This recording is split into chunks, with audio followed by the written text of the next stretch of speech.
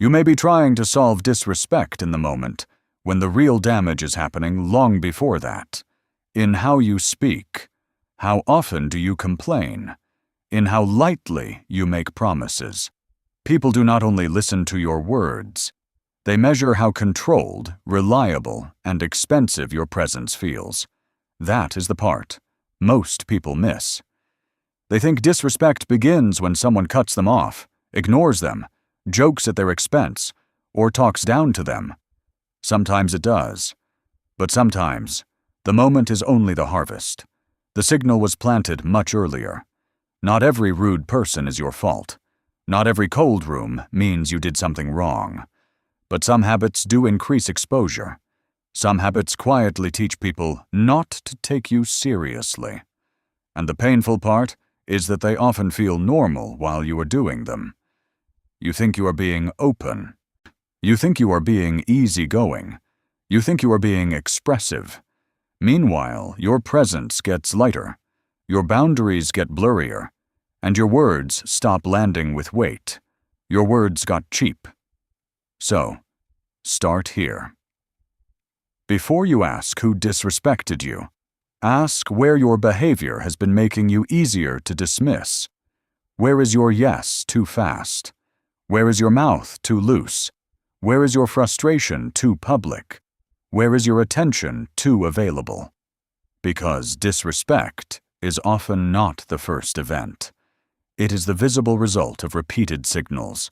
Start with the most brutal one. You say yes too easily. I'll send it tonight. I'll be there at 6. I'll handle it. No problem. The words come out clean.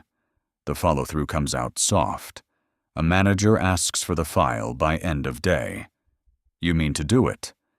Then the evening gets messy. You send it the next morning with an apology. A friend asks if you can help him move on Saturday. You say yes immediately. Then you cancel Friday night because the week drained you. These things feel small. They are not small. Reliability is social weight.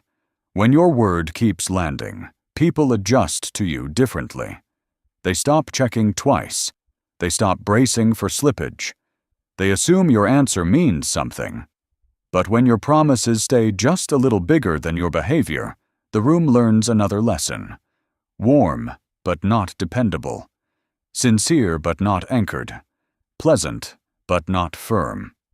And once that message settles, disrespect gets easier. Not always loud.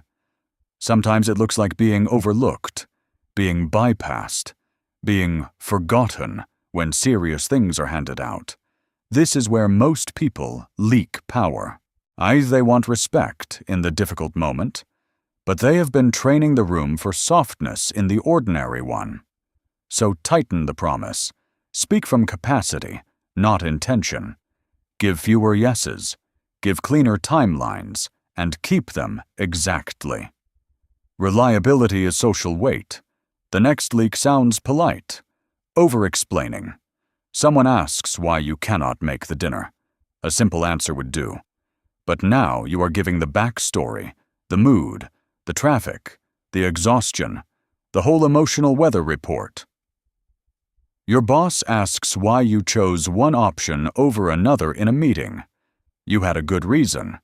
But instead of giving the reason, you start defending yourself before anyone even challenged you. You add context, then more context, then a second version of the point in case the first version wasn't liked enough. And the hidden message is not kindness. It is poor control. You speak often, but your words no longer feel expensive. Your words got cheap. People start filtering you before you finish. They stop leaning in. They start waiting for the real point while you are still wrapping it in nervous protection. That is why over-explaining hurts more than people think. It does not only weaken the sentence, it weakens the speaker. Because controlled people sound different. They leave space. They stop where meaning lands. They do not chase agreement with extra language. Short does not mean cold. It means disciplined. A clean answer. A pause. Let that sit. That is how speech starts carrying weight again, not by sounding smarter, by sounding less needy. Then comes complaint. This one fools people because it feels honest. You are tired. You are frustrated. You are just saying what happened. Fine.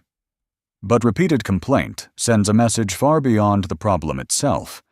It says your inner state reaches your mouth too quickly. It says pressure becomes atmosphere around you. Picture the parent who comes home and turns the whole kitchen into a weather system. Traffic was bad. Work was annoying. The store was crowded. The neighbor was loud. Nothing huge happened. But now everyone in the house feels the spill. Or the co-worker who joins every Monday call with the same tone. Too much work. Not enough help. Too many idiots. Too little time. After a while, people stop hearing pain. They hear predictability. And when that happens, respect drains quietly. Not because you became weak, because you became emotionally public. People trust you less with pressure. They bring you less serious opportunities. They stop associating you with steadiness. Not loud, but costly. Controlled people do not never speak about difficulty. They just do not turn every irritation into shared atmosphere. So ask one question before you speak. Am I looking for a solution, or am I exporting state? That question will save a lot of value, because your words get heavier when they come from control, not overflow. Then there is the habit people laugh with, while respecting less. Gossip. Not only malicious gossip. Any pattern where someone else's flaw becomes your casual material. A private detail from a friend. A little dig about a co-worker at lunch. A story about a couple you know, told with that small smile that says, "Come on, this is harmless." It feels social. It feels bonding. It feels like you are keeping the conversation alive. But the hidden message is ugly. It says your attention is cheap. It says private things are not safe with you. It says if I trust you in one room, I may hear myself in another. And people notice this fast. They may laugh. They may add their own detail. But something else happens underneath. Seriousness drops. Because trust and gossip cannot live in the same mouth for long. This is why some people are always included, but rarely entrusted. They are around. They are invited. They hear the low-level chatter. But the real things stay away from them. That is not closeness. That is low-cost access. So the rule is simple. If the story is not yours to carry, leave it. If the detail lowers someone who is not there, leave it. If the moment needs borrowed exposure to feel alive, leave it. Restraint creates gravity, and gravity changes how your presence feels. Then there is interruption. Some people do it from excitement, some from anxiety, some because silence makes them feel invisible. The reason changes. The signal does not. You are at dinner. Someone is finishing a story. You already know the ending, so you jump in. You are on a Zoom call. A teammate pauses for 1 second, and your body lunges before your mind does. You are not trying to dominate. But that is not what the room reads. The room reads urgency. It reads impatience.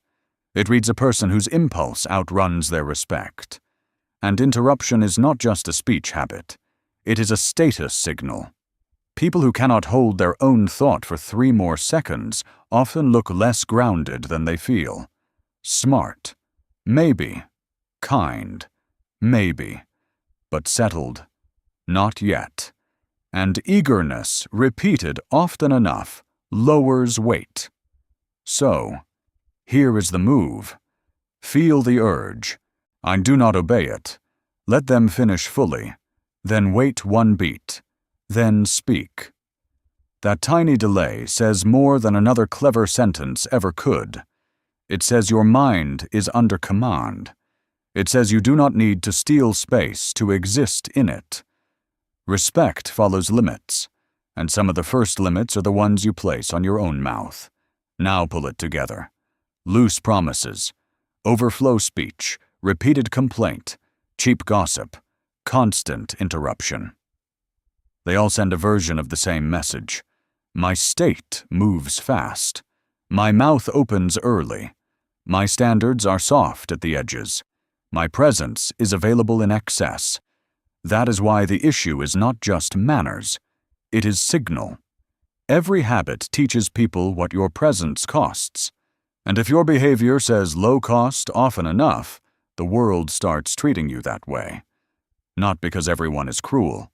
It's because human beings respond to cues, to steadiness, to reliability, to control, to whether your words feel chosen or spilled. This is the shift most people miss.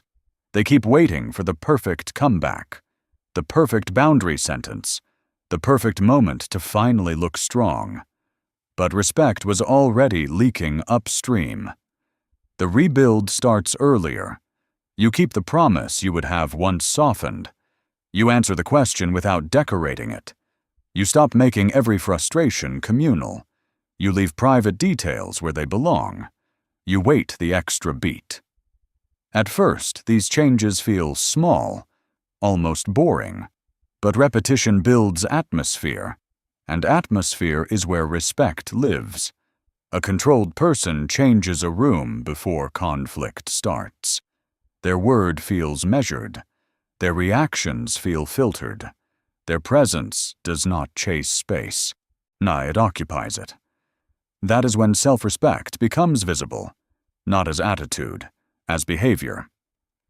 You stop chasing respect when your behavior starts implying it. Not louder, not colder, just tighter.